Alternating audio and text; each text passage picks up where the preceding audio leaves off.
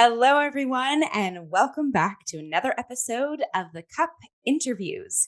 My name is Jillian Robinson. I am the Associate Artistic Producer here at Cup of Hemlock Theatre. And today I am joined by a phenomenal guest, an individual in our artistic industry that wears so many hats, is a brilliant musical genius, actor, has their own production company, roves between New York City and Toronto, does all of the things, literally. It's Mateo Chavez Lewis. Hello.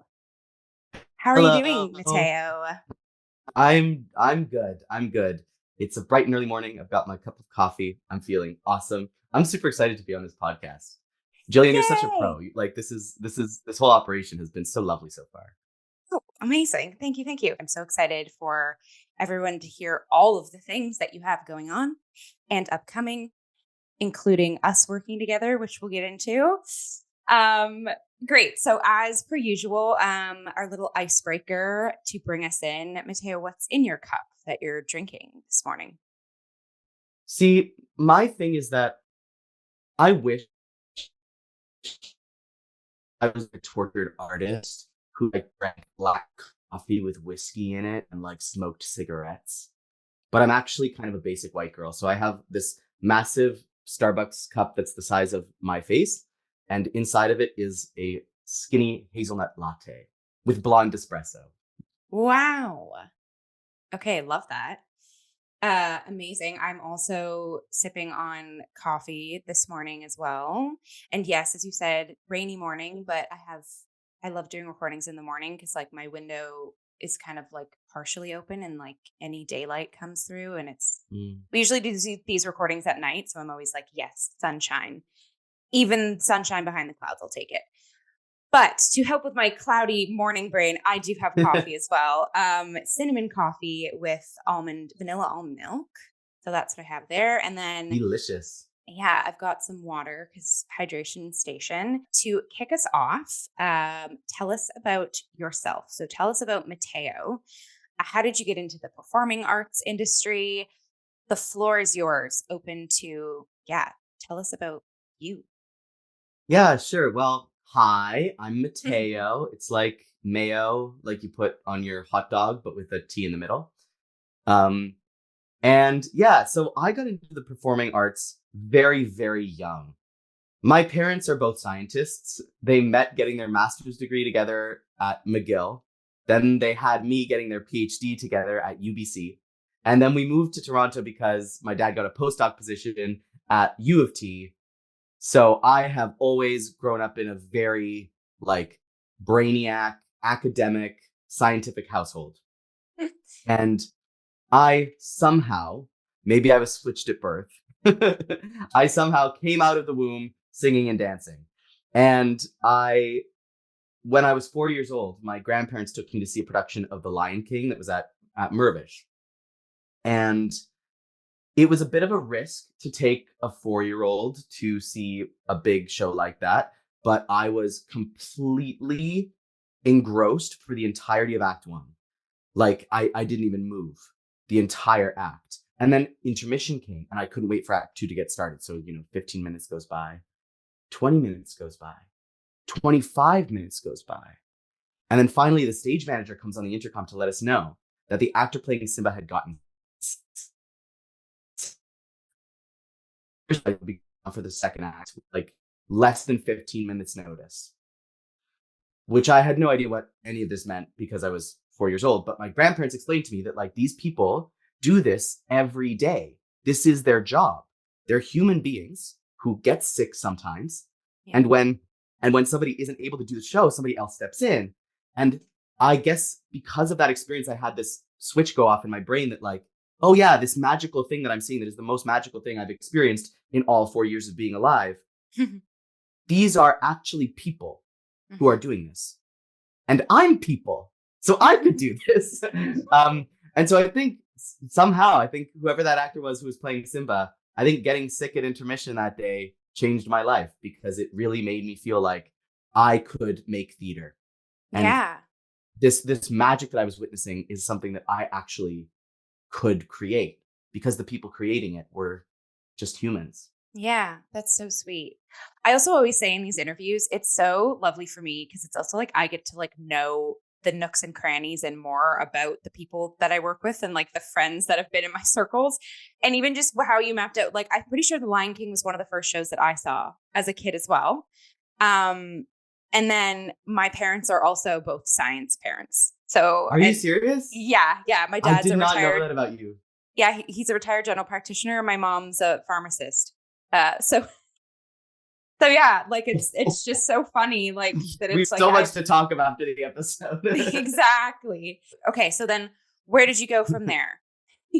Well, um, I became totally obsessed with this idea of doing 8 shows a week.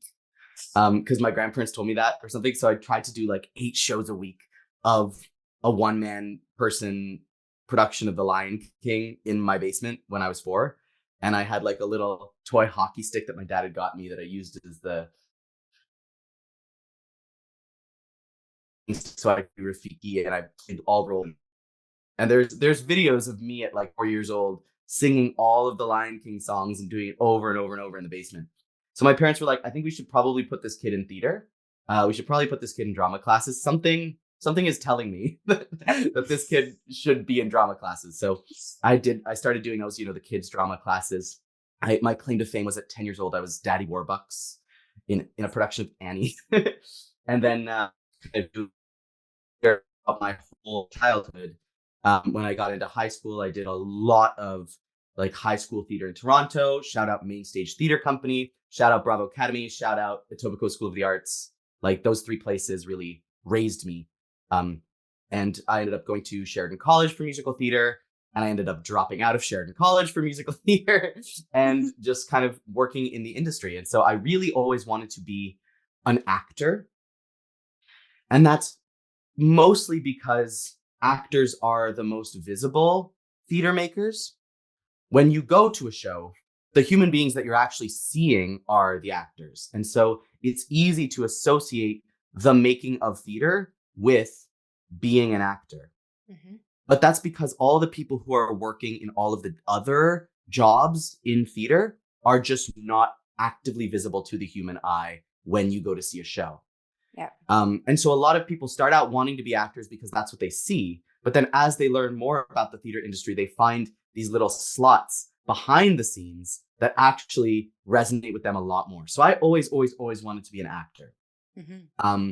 But like when I was in high school and I felt like I wasn't getting enough opportunities to perform the kind of things that I wanted to perform, I would write shows for me and my friends to put on.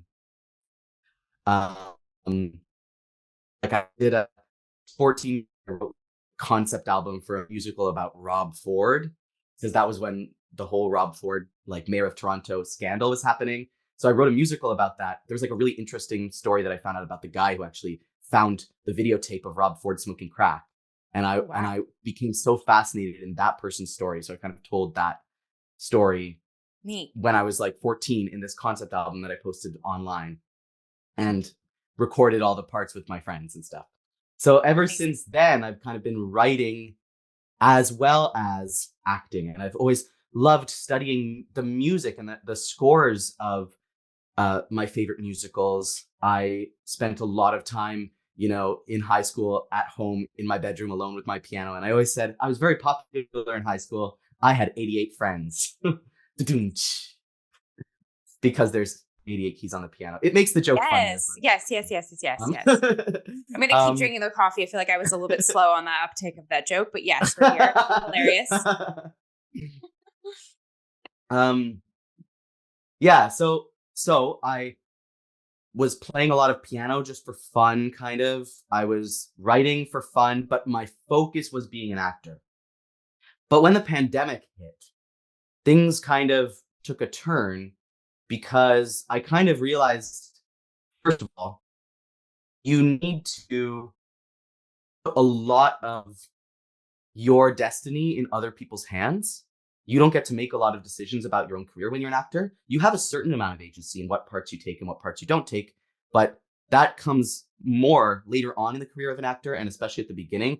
You have to tell the stories that people think your body can tell, Mhm. So for someone like me who's 5'6", you cannot tell the story of the handsome leading man in most directors' eyes, because in most people's eyes, the man needs to be taller than the woman in every heterosexual love story, etc. There are things that you cannot control about your physical appearance and the way you look that limit the kind of stories that you are allowed to tell as an actor. Mhm. But as a writer, first of all, you have a lot more control. Even when the world is ending and there's a pandemic, you can still Do your thing. Yeah. write a song. You can't as an actor. Mhm. Second of all, you can tell any story you want. You can play every character in the shows that you write, even Yep. characters that casting directors don't think you look like. And the Mhm. third thing is that I'm a very over analytical, overthinky kind of person. I think about everything. Probably it's because I wasn't switched at birth and I actually do have a science math brain fundamentally. Fair. Yep. And and that is something I had to constantly work against as an actor. I find that when you're acting, you have to not overthink and just be present in the moment and go with your instincts. And that was something that I trained myself to kind of be able to do, but it was actively working against my nature. Sure. Then I Yeah. discovered that when I'm sitting behind the table, when I'm on the creative team, when I'm writing or music directing, I actually have that strength. That is Mhm. something that instead of having to work against that natural instinct of mine, I Mhm. actually use that natural instinct as my greatest strength. And it Totally. feels just a little bit more aligned with who I naturally am. And so I don't have to constantly fight against my nature to do my job well, which is a really great feeling. I love that. Yeah. That's my big story of how I came from acting to writing. Um, okay, amazing. Yeah. So you wear many hats. Like, although you said right now kind of the hat that you are loving to explore and Mhm. wear is writing and music directing. And so like let us know what are some projects that you have worked on or that you are working on. And it doesn't, I guess it doesn't have to just be in this like music direction writing realm, but I guess yeah, let us know, unpack however much or little you want. Yeah. Well, so the entire summer out in Vancouver playing Jerry Lee Lewis in a production of Million Dollar Quartet. So I wore the actor hat Mhm. 100% for an entire summer. I did the 8 shows a week that I'd always dreamed of as a child. Mhm. I was like, it was just an insane once in a lifetime contract. Like it was 100 minutes, very little emotional content. Like it was just like high energy, have fun for 100 minutes, and then one act, it's over, go Yep. home. Like and I ended the whole show belting a high C, standing on top of a piano in like a leopard print suit. Listen, Ah, it was so amazing. It was the kind of thing that like most people like never get a chance like that ever. And I just happened to be in this position mhm. all of a sudden, kind of by fluke. Yep. And so it was like the coolest, most fun summer of my entire life. And after that summer, I was like, oh my God, acting is so fun. Acting is so, so fun. I'm having so much fun doing this show. Um, but then I had like a few kind of disappointments as an actor back to back in the fall. And crucially, I got the opportunity to work as the associate music director on a production of Jesus Christ Superstar at Talk is Free Theater. And that production changed my life. It was directed by Sasha Dennis, who has been a mentor of mine for so long. I think she's absolutely brilliant. I know that you are familiar with Sasha Yes. Dennis. Hello, She's a Sasha. really Yes, yes, Hi yes. Sasha, if you're listening, we love you. We love you. Um, so this production of Jesus Christ Superstar was reimagined to tell the story of Fred Hampton, who was a leader in the Black Panther Party who was assassinated.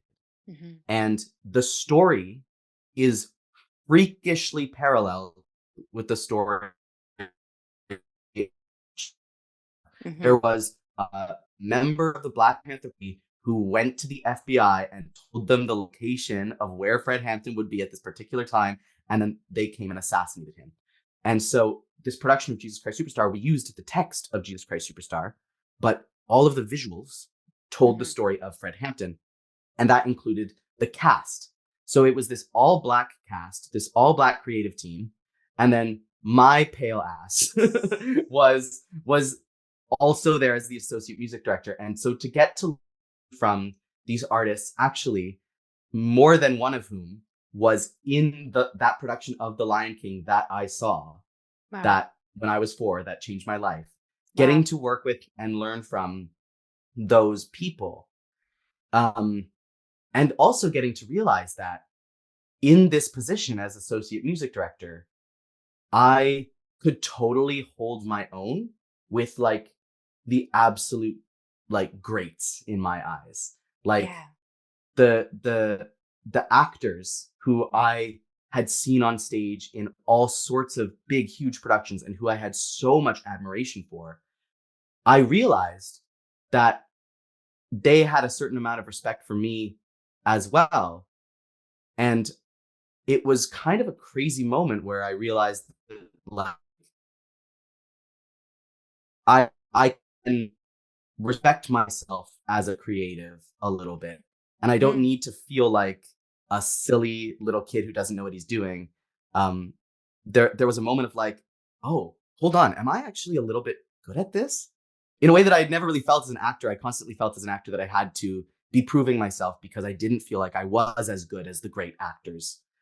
Sure. So I felt so, I guess what I'm trying to say is I just felt very at home.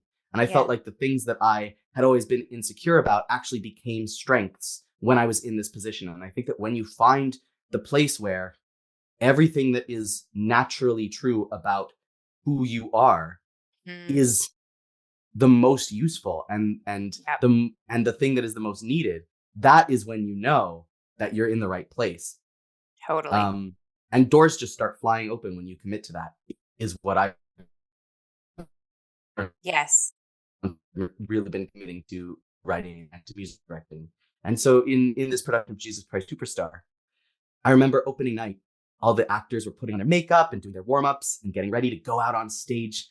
And I was kind of sad watching all of this. I was like, I wish I was there. Like, I want to be getting ready. I want to be warming up and I want to be going out on stage tonight. But when I sat in that audience and I watched them hit the Hosanna that I helped them to, and the audience like started applauding before they even cut off the note, I realized that I was on stage. I was on Mm. stage singing through 10 voices. And in that moment, I just felt so myself and so proud of what I had done. I just knew right away from that moment on, I was like, this is where I belong. I need to be on this side of the table. Yeah. Ugh. I have goosebumps. Like, also just like the fact that you said too, like some of the astonishing actors in that cast were also in your production of The Lion King. Like that, talk about the circle of life. Like that to me is like, yeah, like that's not an accident. That's like the universe paralleling, being like, hey, you have opened this other chapter of yourself and you are already sort of starting to like feel yourself float towards, do I want to focus more of my energy into this other domain of the craft? And the universe was like, yep. And guess what? You're going to be really good at it. And here's like a bunch of, like you said, doors swinging open to cushion you in this like next step of your journey. Like that's wow. Like we love that. That's and that's my advice to my younger self, right? Or to anybody who's younger. My advice is like, maybe the preconceived notion you have of what you think you want to do is actually not what you are meant to do. Like, Ooh, I always wanted to be an actor just because it was visible, yeah, but I had to work against who I naturally was as a person in order to be a good actor. yeah, As a music director and as a writer, the things that make me who I am are the things that make me good at that thing. right. And when you Yeah, find that, that is where you need to be. And I think if definitely. I had learned that lesson sooner, um, I think I would have been a lot happier for a number of years. I mean, fair, but also I think it's also just like I'm a firm believer, like we will ebb and flow and go down a path that's like maybe not ours or not, but it's like you wouldn't know, or you wouldn't have that side of you fully illuminated if you didn't try on the other shoes, or if you didn't wear the A other hat. hundred There's percent. that too, right? And there's also 100%. like, I'm a huge advocate for like, if you really feel like you're wanting to do something or wanting to like rinse out that feeling, like, get like you said, Yeah. go on that Check. stage, do Tried those it. 8 shows a week. Yeah. Exactly. If you have that impulse, if you have that inspiration in the present moment, just go for it. Like, don't I go did for I it, did the thing and I learned that it wasn't for me is way Yeah. better than I never did the thing Yes. and maybe it was for me and I just didn't know. Yes. That's Exactly. true. I don't know that I would be able to commit so confidently to the writing and MDing thing if I hadn't had, those 4 months of doing 8 shows a week and doing the acting thing in earnest. Definitely. Yeah. Uh, and yeah, yeah. And I also think that my experience as an actor, things that I've learned as an actor really helped me out when I'm behind the table because I have the perspective of knowing what Hmm. the actors are going through and what work they are doing and how it Definitely. feels to be in their shoes. So I can communicate with them a lot more effectively than a music director who doesn't have the experience of being an actor and a singer on a stage. Absolutely. Yeah. Oh, the beauty The of all the universe makes our hats. schedule, Jill. The universe makes our Yes, it schedule. I always does. say it. It's my like catchphrase right now. Yeah. And I mean, and that to me is too, like, a lot of people can sometimes poo poo what I'm about to say of like, oh, in Canada, like, we have to wear all the hats if we want to pay our bills, or we have to. And it's like, the older I get, I'm just like, okay, that is not a chore. That is a blessing, because if we Yeah. have so many of these tools in our tool belt, it makes like every project we go into, regardless of what hats like we're wearing, like better for it, because we have all the experience. Like, we know when we enter a project, the role that we're playing in that project, and we're dedicated to being that role. But in the Hmm. back of your brain, that you've played the other roles, or, or you've been in a position of creative, um, like ownership in other projects. So like, Hmm. having that experience, it's just going to make the whole process richer, you know? Yeah. Yeah. And you see how the puzzle fits together Yes. because you've Yeah. been all the little puzzle pieces. Exactly. Oh, we love that. Yeah. Okay. So speaking of puzzle pieces, your Mateo's project puzzle, like, tell us about little pieces. So you mentioned Million Dollar Quartet. You Hmm. acted in that last summer. Yeah. Are there any projects that you are currently working on as music writer that you want to talk about? I'm directing a show in Fringe Festival called Rooted, a musical poem written by Joelle Blackman, who also, by the way, was in that production of The Lion King. So that's amazing. Come check that out at the Fringe Festival in July. I'm going to be music directing Bring It On at the Globe Theatre in Saskatchewan in the new year.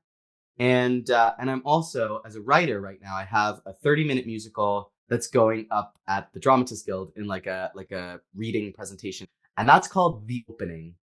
And it's loosely based on the 2022 chess cheating scandal, where a top chess grandmaster was accused of using a vibrating butt plug to receive Morse code messages from a chess supercomputer to get the right moves to play in the game. Um, After an investigation, it was determined that this was not actually happening in real life, but in our show, we have a chess grandmaster who uses a butt plug to cheat at chess. Um, I love, like, honestly, Mateo, like, every piece of this is funny that I'm using this piece to go to launchpad this, but like, the stuff that you write, like the material that is like, and this is also, I think, like, so captivating, your pieces too. It's so specific, and like an angle, like, interesting word choice, of a story that, like, I'm like, oh my, who would think of that? You know what I mean? Like, I feel like with a lot of your pieces, and we'll get into as this interview goes on, like, you bring the audience in, on in like, not a cut and clean way of how a mhm. story is projected or should be projected, or like, you bring forth a story that, like, maybe no one would have ever thought of, or like only back of the brain thought of, and you place it into the audience's laps, and then they're there along for the ride. Like, I find, like, hearing what you've written and what you are writing, I'm finding that with you. And I'm like, that's so enticing. And like, yeah, I'm always looking forward to like what you're writing, because I'm like, it's going to be something that either we've never like thought of thinking of that way, or you're augmenting a part of a story that like should be augmented, but hasn't been. And like, here we are. I have this belief, and it's not really a hot take, but my hot take is that like musical theater is about stories. And so if you're trying to write a musical and you have funny jokes and you have a beautiful sweeping score and you have an amazingly talented cast, and you don't have an interesting story at the bottom of it, like, yeah, you don't have a good musical.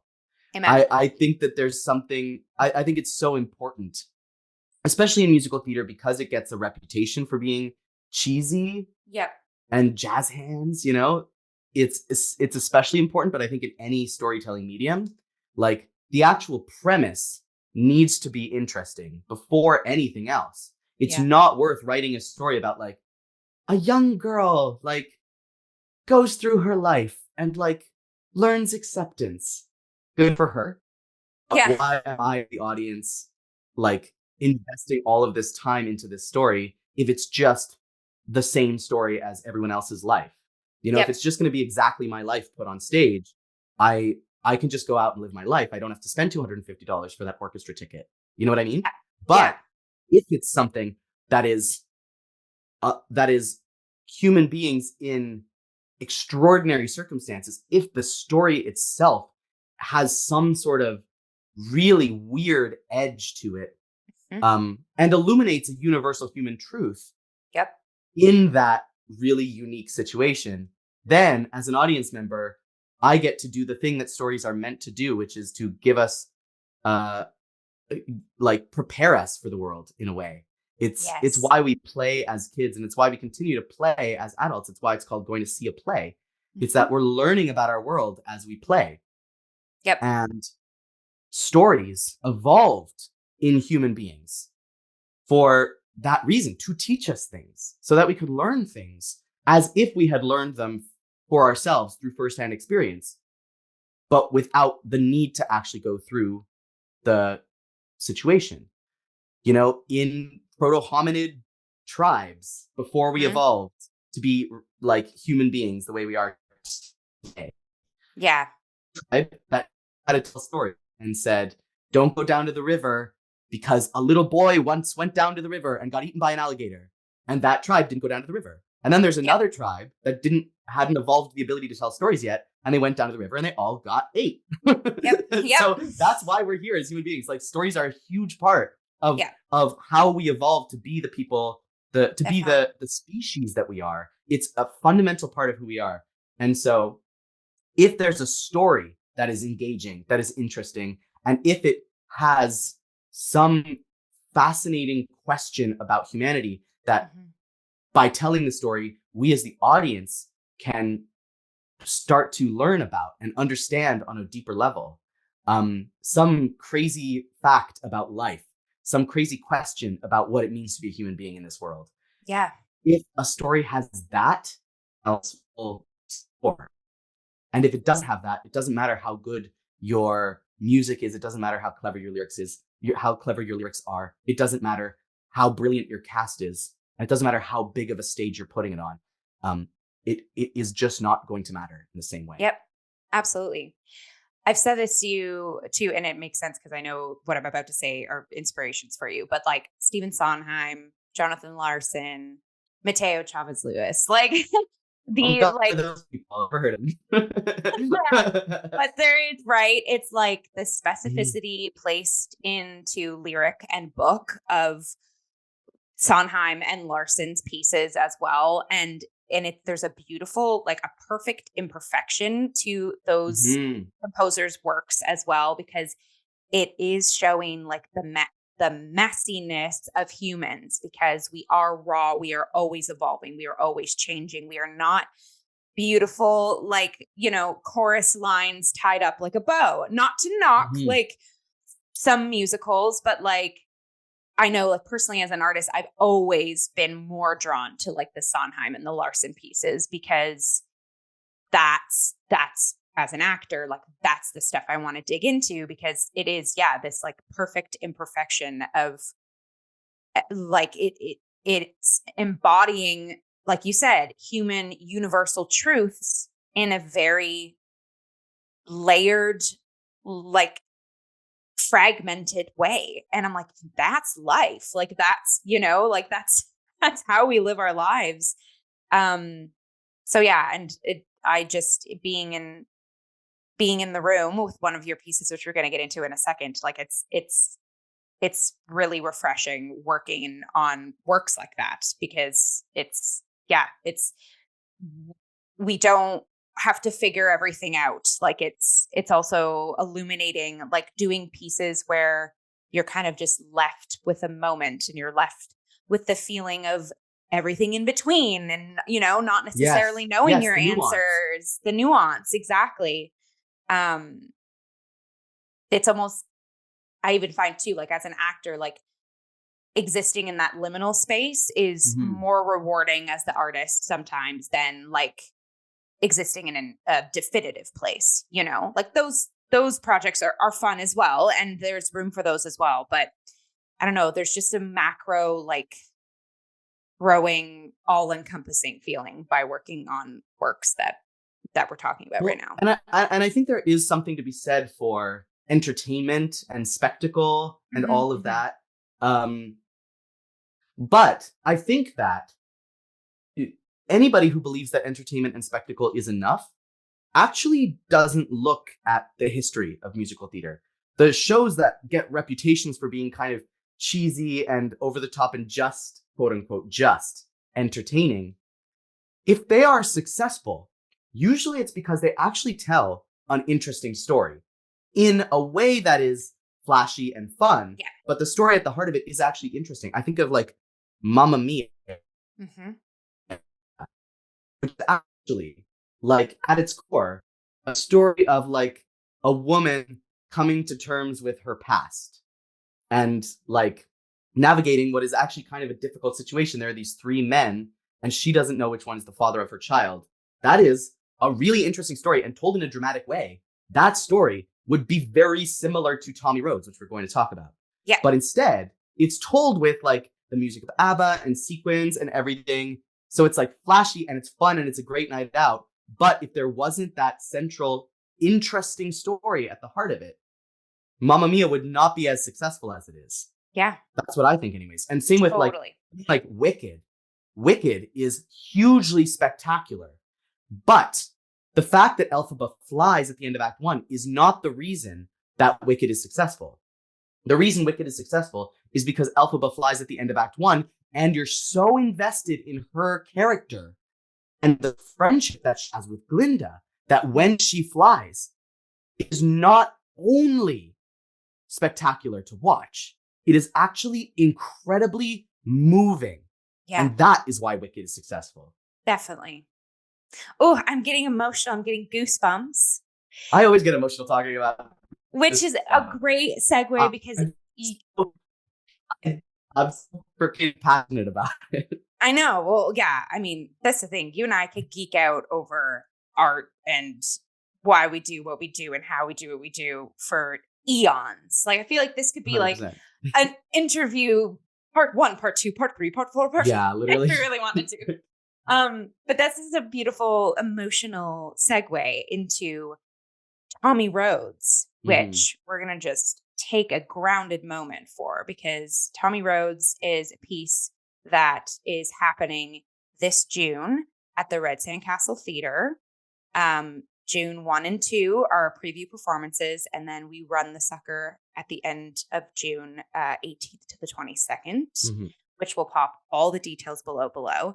But yeah, this is like, we wanted to do this interview to highlight you, Mateo, but also really use this moment to cushion this lovely, lovely, lovely piece. That I say we, because I have the wonderful honor of being a part of this. Tommy Rhodes. Let's talk about Tommy Rhodes. Let's talk about it. Let's talk about the musical's origin, because that's super exciting, and I would love to know more of that too. I know, like, you've chatted to me already a little bit about that, bits and bobs, but let's talk about the musical's origin, why this piece, why Mhm. now, kind of thing, and then what can folks expect when they come to see this show? When, not if, when they come to see the Not show if, in June. when. Yeah. So, so Tommy Rhodes is based on a true story. It's something that actually happened, and I find it absolutely fascinating. So basically, in like early 1900s Louisiana, there were these two boys, young boys, like 4 years old, who both went missing around the same time. One of them was like from an upper middle class family in the city. One of them was from a poor family living on a farm about 100 miles outside of the city. There was no obvious connection between the two disappearances. Basically, two boys vanished around the same time. No one can find them. And then, about a year later, one boy reappears. And somehow, both the mothers of the missing kids are like convinced that this is their son. Which, when I heard this story, I was just so fascinated by it because obviously they can't both be right. Right? One of them is deluding herself into believing something that is obviously not true Mhm. just because she needs to believe it so badly. And I think that is such a universal belief things that we want to believe. And I think it's very relevant in the social media era where we convince ourselves to believe whatever fits with our little echo chamber that the algorithm is feeding us. And we don't take in all the evidence from all the different sources Yep. before jumping to conclusions. And so I'm telling this story that is about something that we are experiencing a lot as a society right now, but through the lens of 1930s Louisiana, and most importantly, through this very emotional lens of a mother who just loves her son and wants her son back, Mhm. and a mother who's grieving her son. And that is like the emotions are so high that you just have to sing about that. I think the other Yes. thing that makes this show such a strong, like the other thing that makes this idea such a strong contender for a musical specifically is that you can have a character say one thing while the music says another. So anytime there's a story about people lying, I'm always fascinated by how to musicalize that Mhm. because if you have a character be like, "This is my boy," you're like, "Oh, maybe it is her boy." But then if you have a character be like, "This is my boy," Yeah. then you're like, "Oh." You like using those keys. Exactly. So the music can tell you things that the character isn't saying out loud with their words. So I think that makes this idea like a really strong contender to be musicalized. Yeah. And it started because a friend of mine in college, Avalee Keller, shout out Avalee Keller, they are now like a very prolific screenwriter and film director. Um, and Avalee came to me with this like BuzzFeed Unsolved video about the true story of Bobby Dunbar. That's the name of the real boy. And and we she brought this to me and she was like, "This needs to be a musical." And I was like, "What? That's the most insane idea for a musical ever." But then as I started thinking about it, I started realizing, oh my God, this is actually perfect. So we started working on it together. Avalee ended up getting very busy with school and screenwriting. And she was like, "Listen, I'm focusing on TV and film right now, but you can take this and run with it if you want." And I said, "Okay." And then I never did. It kind of sat in a drawer for like 2 or 3 years. And then I came back to it just last year and took the songs that I had written and the scenes that Avalee had written, kind of put them together, pieced up the holes, and ended up with a first draft that I was pretty proud of. Then at the same time, I've been taking these classes in musical theater writing at the Dramatists Guild in New York. And so I would bring in pieces of the show to share with facilitators who, like, we've got Broadway credits, off-Broadway credits, like real Mhm. musical Mhm. theater writers in New York City. And they just tore the thing to shreds and rebuilt it back up. And and I feel like it's so much better for it. I feel like it's a really, really strong story now with a really clear and compelling conflict all the way through. Mhm. And I just think that especially in Canada, we're all very, very afraid of conflict. So we all shy away from it. but actually conflict is what makes stories interesting. So I'm really, Yeah. really excited to bring this to the Red Sandcastle Theatre. What the audience can expect from the experience is, well, first of all, the theater that we're doing it in is tiny, right? It is 45 seats are in this theater. So it's incredibly intimate. Yes. And it is, every time I go see a show that is like this small, it just feels this up close and personal with these moments of theater. And sharing them with such a small number of people, you feel really, really bonded and connected to everybody. It's an experience that can't really be replicated in a big, like, Mervish house. And the other thing is that the cast is 13 people big. Mm-hmm. So literally the audience is just over like 3 times bigger than the cast. Yeah. If you think about like Come From Away at the Royal Alex, bigger than the cast. So the ratio of cast to audience is so close that there really is a feeling of the audience is participating. The audience is always going to be called to be there, to be present, to be actively engaged. You're not going to be able to sit back and relax because it's going to be really grabbing you by the collar, shaking you and saying, you are part of this. You're participating in this in a way that I think that is a really important thing theater needs to do right now. There's this question that we're always asking about what is the role of theater in a post-streaming society. And I think this is one answer to that. In these really intimate spaces, you get this very intimate, close, human-to-human connection that you just cannot get in your basement watching Netflix. It is a completely unique experience. And also, hearing these 13 amazing, amazing singers, we've got people with Stratford credits, we've got people with Mervish credits, we've got people with Off-Broadway credits, hearing these 13 voices singing directly at you without microphones, because you don't need them because the space is so small. It fills up the entire space with just raw human voice. It's like a wall of sound. It is an absolutely incredible experience. I can tell you that because I get to listen to it every rehearsal. So it is going to be a really visceral, intimate, intense, engaging experience for the audience, I think, because of how small the theater is. Definitely. Also because of how small the theater is, there are not very many tickets available, so you better get them fast. Jump. At time of recording.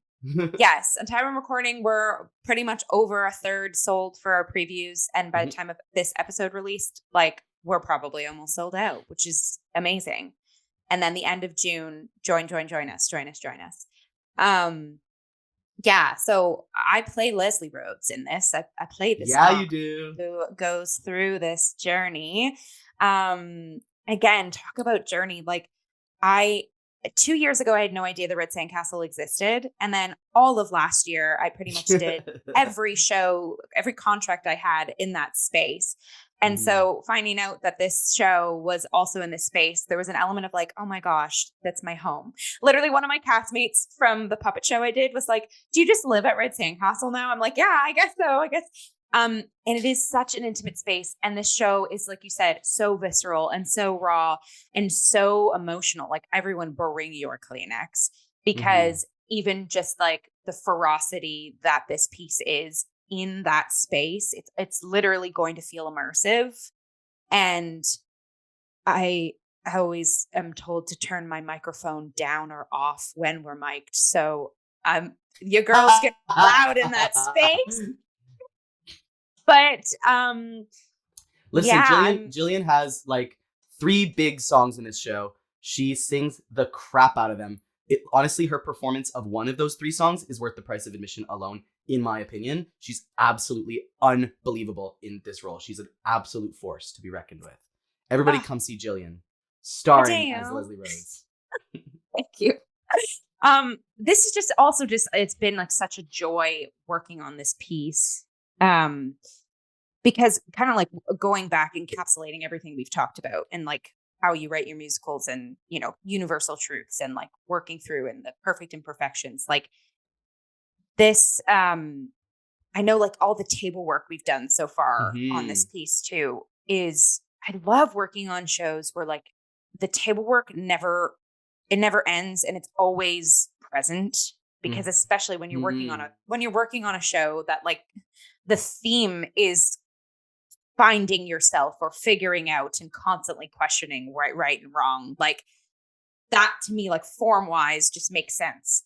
And so just like, yeah, we follow Leslie's journey of her, you know, deluding herself into this being her boy, and the nth degree that she can go to keep him in her orb, especially being a woman in the 1930s, and how that whole politic, comes into question of how her voice, like, and you'll know this in the piece too, like how her voice and her actions are dictated by a lot of the men in her life and the community and her social status, like a lot of women of that time period live in.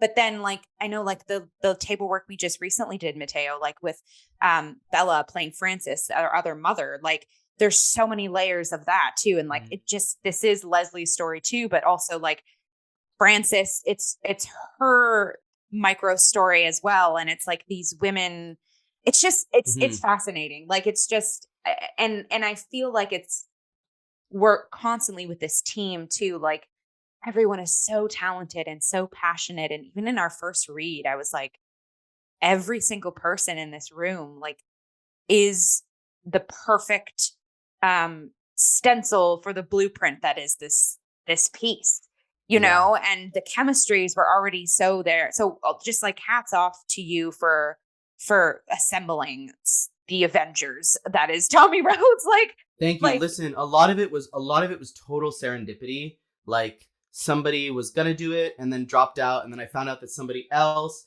who wasn't available was suddenly available and just filled in the role that happened to be open, and they happened to be perfect for it. Like, I really believe, Jill, the universe makes our schedule. And listen, like, you and I both have had a lot going on in our personal lives right now that we've talked about a lot that we don't need to get into right now. But I think that this show is really meant to happen right now with you in this role. I think it feels very cosmic to me. Absolutely. Even just, and like finding yourself and like, and grief and loss and how to deal with that and how to pivot that and how to find yourself again. And again, it's in the music. Because again, a full disclosure, like, and I've mentioned this on my artist pages, but like I had a laser tonsillectomy earlier this year. So this is also my first musical coming back, like singing, and that's an understatement. Belting my face off. I was gonna say, good thing it's so easy to sing, and I like wrote it so. It's nice and low in your range the entire time. Yeah, it's totally fine. There's no dynamic to it. There's no big range. There's no like absolute grounding control needed singing out my bum hole. No. I'm kidding. LOL. I'm kidding, by the way. I've written this score to be very vocally challenging, just for Jill. Yeah, just for me. But that's something, right? Like, and I'm totally free to, I'm open to talk about this of like, especially coming out of COVID, every actor, I don't care who you are, I don't care how famous you are, we all went through the like, oh my gosh, the cobwebs, we have to dust our shoulders off. We 100%. Have imposter syndrome. We have all of this doubt. And so I think I'm doing a pretty good job, but me coming into this with like, okay, I now have a different mechanism in the back of my throat with my tonsils being gone. The voice is still there. It's actually sounding bigger and like healthier. So, but there's part of me that's like, okay. If you've ever heard Jill sing before, you know that like it sounds even bigger. That feels like it can't be possible, but it is. But it is this thing of like, I don't know, there is in the back of my head, right? It's like, because I've like everyone on here probably knows this. Like, I'm my own worst critic, and like, so who amongst us is not, right? But there's that rediscovery of Jill, and like committing to that, and not being doubtful and trying. And I'm like, okay, this is really neat because that's also Leslie's journey.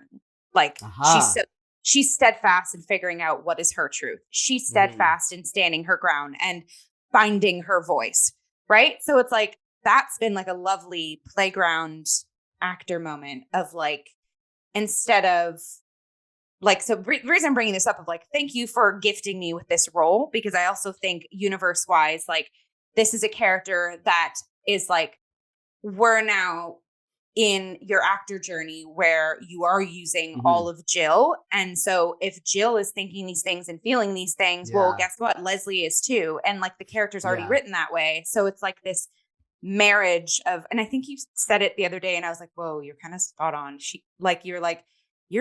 There's a lot of similarities between you and Leslie. I think you said something like spiritually, like I see you in this character or something. And I just like, there's parts of Leslie that I think are terrible, but like, right. And that's the thing too. Like when you talk about like, this is a story about a 1930s woman finding her voice in a society that doesn't give her as much of a voice as she deserves.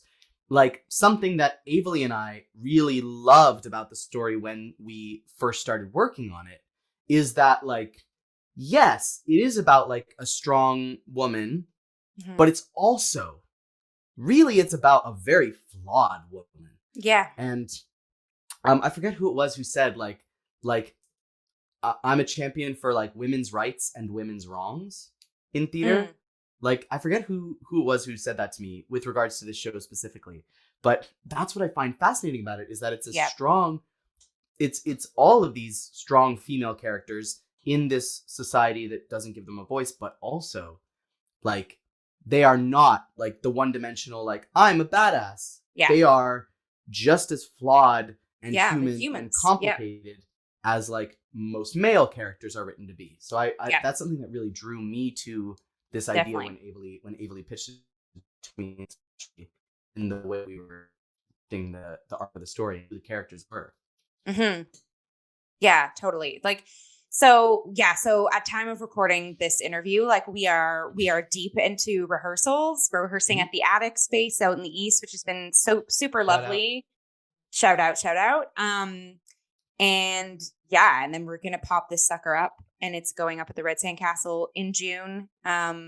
We will post everything down below and obviously keep eyes peeled to all of the social media pages. I'm so excited to just continue this journey and also just to see where potentially this show's life goes, maybe beyond the Red Sand Castle Theater. I always am like this, like excited with new Canadian works too, because it's like, this is just the beginning. This is just us planting the seed, right? And once it's watered, like where is it going to grow to, you know? Yeah. That's the hope. So we love that. Okay. Ooh, yay. I feel like we opened up, we gave a lot of Tommy Rhodes insight and everyone grab your tickets. Go. Click the link right now. Amazing. So I know, Mateo, you've mentioned like the Dramatists Guild. You've mentioned, you know, having Broadway, Off-Broadway, and like professionals pick apart all of your works because you frequent between Toronto and New York City quite a bit. So with your projects and with yourself, you rove between the Big Apple and the Six. So what is it like? Big Apple and the Six. Yes. What is it like working between those two cities? And like, I guess I don't want to say like, why do you do that? Because I mean, it's obvious, but like, yeah, I guess like, you know, open up. I'm from Canada. I was born in Vancouver. I moved to Toronto when I was 2. And I've lived here pretty much my whole life. So I am a Toronto girly. Like I grew up in the beaches. I have all of my roots right here in the beaches. Right where, you know, the Attic Studio and the Red Sand Castle are in that like Leslieville Beaches, East End, Queen Street area of Toronto. There are things about New York that I love, that I wish we could see more of here in Canada. I think the main thing is that Canadians are so nice that sometimes they are not honest. And I think that's a big, big problem. I think that like when you're to feedback in Canada, oftentimes the feedback sounds like this. Thank you so much for sharing your brave artistry with us. We know it is so vulnerable to share your work, and it is so important that we like upraise and uplift your voice. And then where's the feedback? Like, how do I get better from that? Yeah. In New York, they'll be like, awesome. Well, your second line doesn't quite rhyme, and you're mixing your metaphors here. And I think you can probably find a way to keep your metaphor consistent because I think you're smart enough. Yeah. I actually feel not only do I improve more from that straightforward kind of feedback in New York, and that's the culture there, but also I actually feel more respected as the artist when there's the attitude of, I respect you enough to be honest with you about what isn't working about what you're doing. And there is a culture in Canada of keeping the artist comfortable at all costs. And I actually believe that a little bit of healthy discomfort is how we do things that we are proud of. If there's nothing that is a little bit uncomfortable about it, it's not a challenge. And if it's not a challenge, what do you have to fight for? What do you have to fight for? What is there to feel accomplished about it with fulfillment if it's not challenging? And so that being said, I think that in certain places in Canada and the States, there is a culture of pushing the artist to their breaking point in a way that is really, really toxic, unhealthy, and in some cases, literally abusive. Yeah. That is not okay, obviously. But there's a middle ground where we can actually enjoy the discomfort of not being perfect yet. We can enjoy the discomfort of saying, you can do better. There's something about that is really invigorating. And that is the commonplace attitude in New York. So I try to bring that into the Tommy Rhodes rehearsal room where I go, listen, everybody is here because I respect the shit out of all of you. You are all incredible artists. And so I don't need to tell you how amazing you are all the time. I will tell you how amazing you are. And I will also always listen to you and listen to what you are thinking and what you are feeling. But I will push you to be better than you even think you can be. That is so what my belief system is. And I feel like that is the culture in New York when it's not always the culture in Canada. And I think that as Canadians, we need to work on that. We need to work on our ability to be honest. And it's lovely that Canadians are so nice. That's great. It's lovely. Yeah, like you can be nice, but also like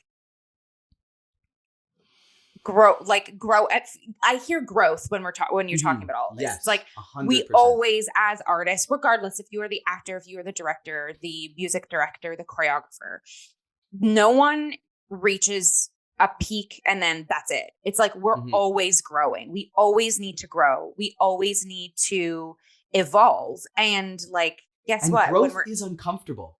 Yes. Growth is actually uncomfortable. As an artist and as a person, the times that I've grown the most have been the times when I've been called out in a way that is actually very uncomfortable. And I did not like the experience. It was not pleasant. But I learned from it. And that is how I've become the person that I am today. And that is how I'm going to become the person that I am tomorrow, is by going through uncomfortable periods. If we are always staying within our comfort zone, we are never going to grow as artists, and we are never going to grow as people either. No, exactly. And that's kind of like, that's what I was saying too. Like also stepping outside of the room. And I say this like a broken record on these episodes of like, we are humans before we are the artist. And we are humans and we're artists, but I always say we're humans before we are the artists, because we have to make sure that and know that outside of a rehearsal hall, outside of a set, outside of a stage space, our lives exist as humans. And we are evolving. Our bodies are changing. Our relationships are pivoting. Our, life titles may be changing. Maybe we've become a wife. Maybe we've become a mother. Maybe we've become, we've gotten a promotion at our job. Like all of that is happening always. Like that's changing. So as the artist, and if our entire body and mind and heart and soul is our instrument, when we go into these projects and we go into these things, we're different. Like we're different. Like we're never going to be the same. So we always are going to need to grow as the artist, because we have to keep up with us growing as a human. And that's so real. That is so real.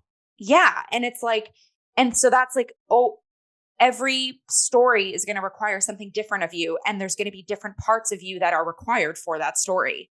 And you have to be in this communication and this team and this camaraderie sort of environment of honesty and growth. Like if you want the story to be as illuminated as it can be with the people that you have backing it. But like, yeah. And it's people are scared of criticism because they think that means that they're bad, or they think that means, oh, what do you mean? And this is someone like I used to be I mean, there's still parts of me, but like perfectionism queen, right? And I've learned that again, same insecurity through play and through raw, and literally like the perfection comes from the imperfection. Like that's what yes, that's where the story and the truth comes from.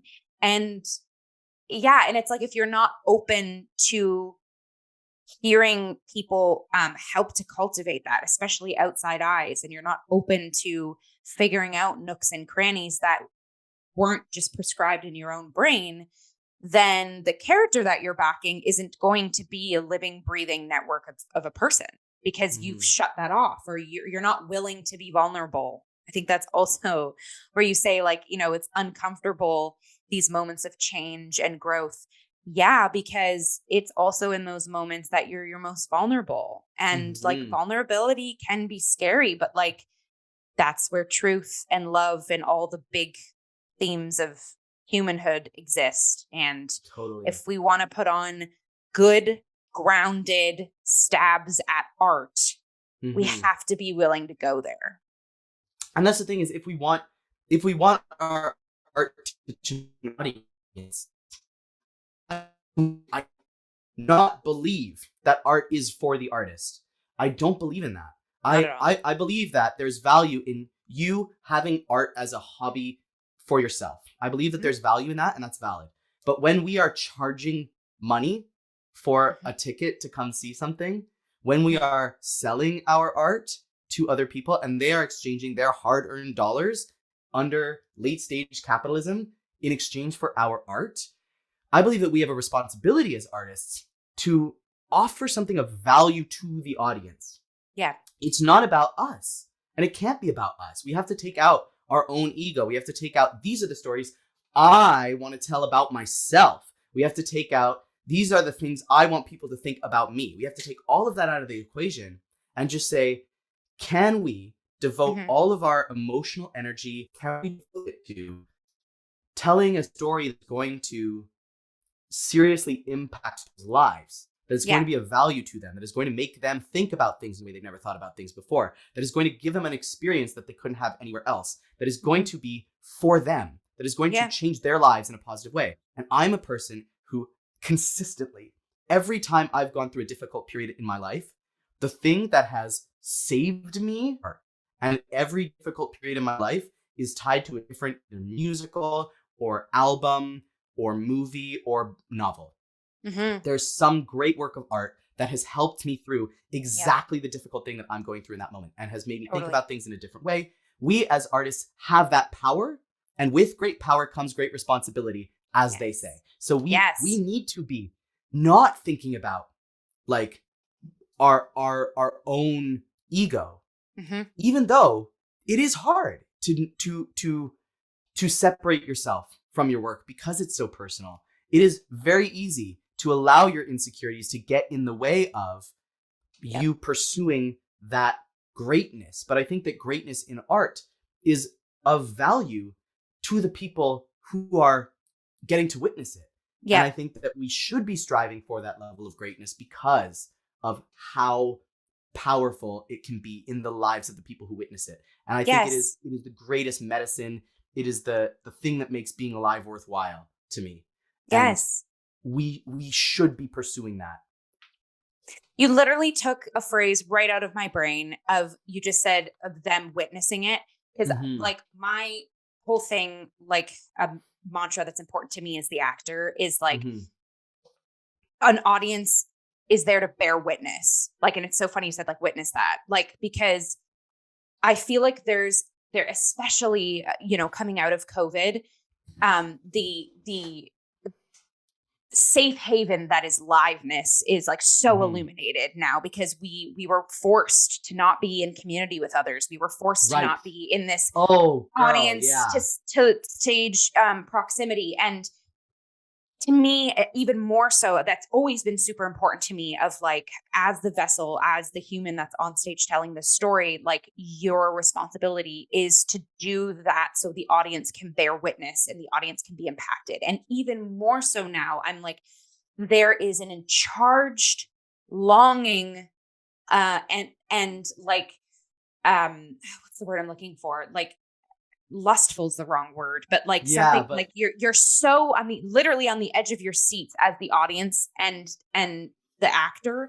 There's this relationship there that's I would argue is like stronger than ever, because we're still kind of mourning the fact that we lost that relationship for 2 years when we were stuck in isolation and lockdown and theater doors were closed. And to me now it's like this image, and it's so lovely that we are going to be doing Tommy Rhodes in such an intimate space as Red Sandcastle, because the space I'm so excited. Listen, the Red Sandcastle is not ready for this show. Yeah, but the space like I'm about to talk about is like going to be so small. But to me now, it's like the audience and the actor do a sort of dance. Like there is this relationship there. There's this like almost like this rope, or like this line, and the fourth wall, you know, whether it is closed or open, depending on the project that you're doing, there's this small, in my brain, this space of like, the audience is bearing witness to the story and the actor is telling the story. And it's in that space, in that borderline, that the magic exists. Like that's where the impact and inspiration and yeah, it's almost like I just brought in the image of like this rope. It's almost like this tug of war. Like that's the like muddy patch in the center where like someone's going to fall in and out, but then they're going to pull each other back and forth, you know? And that's where I think even more so kind of like, like art has, especially live art, like such an ability for that push and pull and that tug. And, you know, and I'm seeing more and more too, like, especially with new pieces, like we're trusting our audience to come along for the ride. We're, you know, there's a lot of pieces going up now, new works that like are done spoon feeding audience members. It's like, come along for the ride with us. Listen.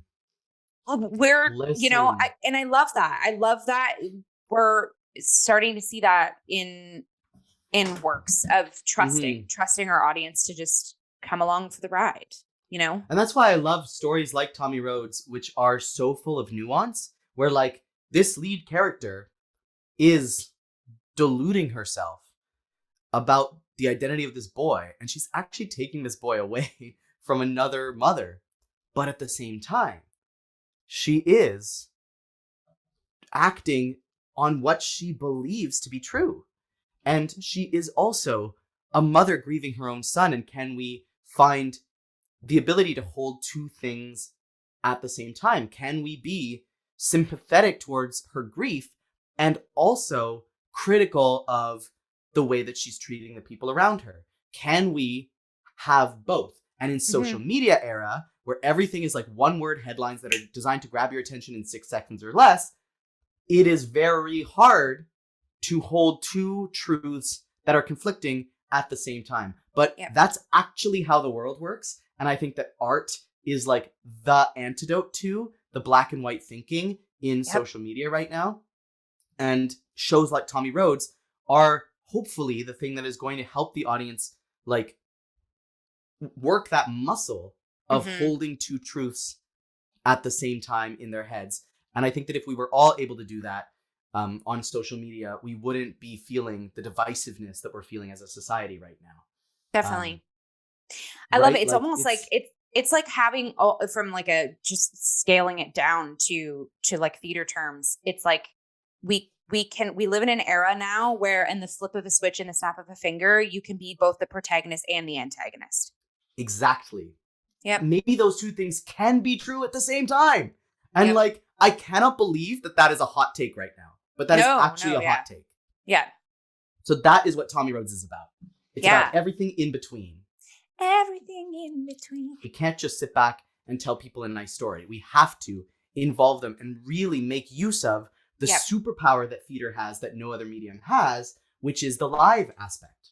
Definitely. And I really believe that theater needs to go in the direction of being an experience where you experience a story, not just you sit back and you're told a story passively. You have to be actively participating in it. One example of this is I saw the new musical Off-Broadway, Teeth, which is based on a cult classic horror movie. And that musical was freaking crazy. They had stuff was falling down and there was fire and there was like it was the kind of thing that was so intense that you like grab the person beside you and you were like, holy crap, I can't believe they're doing this on a stage. But at the heart of it, there was like a very clear dramatic argument and a very like relatable story in a weird way. And so I thought that was a brilliant example of how theater can bring you in to experience a story rather than just telling it to you passively. And it's the reason that Taylor Swift, because not in spite of the fact that they know all the words to all the songs she's going to sing, but because they already know all the words to all the songs she's going to sing and they want to experience it live. So I think that making more musicals available online so that people can fall in love with the music, fall in love with the story before they spend their $250. And then they can spend their $250 feeling confident that they know what they're about to experience. $150 for not to see the show for the first time. Like, spoiler alert. It's not that. It's they're spending the money to experience it live because there's nothing like the live experience and everybody knows that. So I'm all about making musicals accessible online. I think that is the way to bring young audiences to the theater. If you look at things like Hamilton, you will see that Hamilton is successful not only because it's brilliant, but also because the entire show is available on the cast recording and everybody listens to the cast recording. That is why Hamilton is as successful as it is. Not just because it's so good, but because it is available online. So people who don't know anything about the show don't have to drop their $400 on an orchestra show. That is ask somebody to do, but they can listen to the cast recording, familiarize themselves with the music, fall in love with the story, fall in love with the characters, and then pay the money to go see it live, just like they pay the money to go see Taylor Swift live. And that's how we make live theater. That's how we keep audiences coming to live theater. Is we get them interested in the shows through putting musicals online. So I'm a big believer in online musicals. I want to put Tommy Rhodes online. Yes, I was going to mention that. I have an idea for a show that I want to write the entire show on live stream on YouTube, on my YouTube channel. I'm all about like how can we make musical theater accessible online? Yeah. Oh, we love that. Oh my gosh, I'm so excited for all of that. Like we could be talking part 1, part 2, part 3, part 4. Totally. And like as life goes on, as we evolve, as the artists that we are, as the humans that we are, maybe we will do an interview session part 2, part 3 to catch up with everything. Because not only did we really want to create a lovely space and haven for Tommy Rhodes, the show that is upcoming, you and I are both working on, that's going to be in the city. But to hear about all these upcoming works that are even just germinating in the back of your brain right now, like, and again, the nuance and the way into stories that you have such a knack to target. I'm so excited to just continue following your journey as an artist, friend. So I guess, that I'm excited to have you on that journey. Y'all, shout out. Having Jill Robinson sing your music is such a privilege. It is just a composer's dream, honestly. You have to come see Jill Robinson in this role. She's extraordinary. She's a tornado. She's unbelievable. Thank you. Having the privilege and I think one of our first sing-throughs of being able to sing and act in a piece of music that is already so beautifully taken care of the specificity and dramaturgically already is tucked into a sweet bed. That is a wonderful environment to enter into as like an academic actor that I am, because I'm like, I'm already, I knew the minute I heard this music, I was like, the themes and the words are either beautifully married or they are beautifully clashing. And that is why. And that, so it just makes my job easier when you're able to get behind a piece that's already tended to so beautifully artistically. So it's an honor. I love working with you so much because I put so many little details like that in the lyrics and in the music that like, oh, I use this word here, but then I use it again over here in a different context. Yes. And there's a connection there. And those little details just in the music, and I will this melody, an upside down flip of that melody. And I love that. So to have somebody who is acting it, who appreciates that is really a gift to me. Thank you. Oh, you're so welcome. And again, it's just, it's there for a reason. And it's like those little nuggets and those little callbacks, like that's what creates the whole breadth of the story. Right. So like, it's such a joy. Yeah, you're not getting rid of me. I'm around. I'm now a leech. I'm like, sounds good. Mateo had the project. I'm there. Yeah, sounds great. Amazing. So from all of what we chatted about today, and social media is a domain where folks can access sort of our journey through all this. So where can we keep up with you, Mateo, via social media? And are there any other, links or websites you want to plug in this time? For sure, I have a YouTube channel where I analyze my favorite music of the musical theater canon. And I also post updates of what I'm writing every week. So follow me at youtube.com/music theater theory. Theater spelled the Canadian way, TRE at the end, not ER. Music Theater Theory. And you can follow Basement Productions Toronto on Instagram for Tommy Rhodes updates. And of course, you can follow my personal Instagram, Mateo Chavez Lewis. All that fun stuff will be put there as well. And I have an email list where I send out occasional email updates about what I'm working on to friends, family, and fans over at MateoChavezLewis.com. Amazing, stunning. And we will pop all of those links and pages below with the description of this video. So follow, do all those lovely things. Again, if you are watching this or listening to this, welcome to Cup of Hemlock Theatre. Like, share, subscribe on our YouTube account. Do all of the lovely things wherever you're listening to this podcast too. I am obsessed with doing this vein of the cup, the interviews vein of the cup, because again, like I mentioned earlier, not only do we get to spotlight a phenomenal artist in our, Canadian, sometimes international, but in this, which you're kind of roving between borders now. We get to spotlight an artist that is doing the thing in our country, but also selfishly, me as Jill, I get to learn so much about colleagues and collaborators that I'm always so excited to kind of learn more about them. So thanks, Mateo, for opening up and sharing your journey that has brought you here and exposing the journey that is yet to come. And on that note, I guess we'll do a final cheers. Just sort of cheers off this installment of the journey. You can tell I've been using my Starbucks cup as a fidget spinner because it's like all torn up. Cheers. Love that. Cheers, everyone.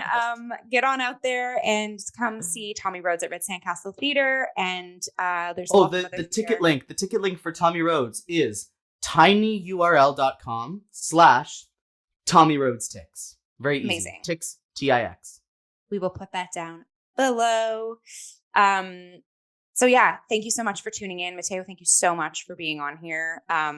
Maybe we'll do a part 2 episode like we mentioned. Thank you so much for having me. This was so much fun. Of course. But for now, stay well. Come out and see live theater. The city is booming with theater experiences too. So get on out there. Liveness is key. And we will see everyone on the next episode of The Cup.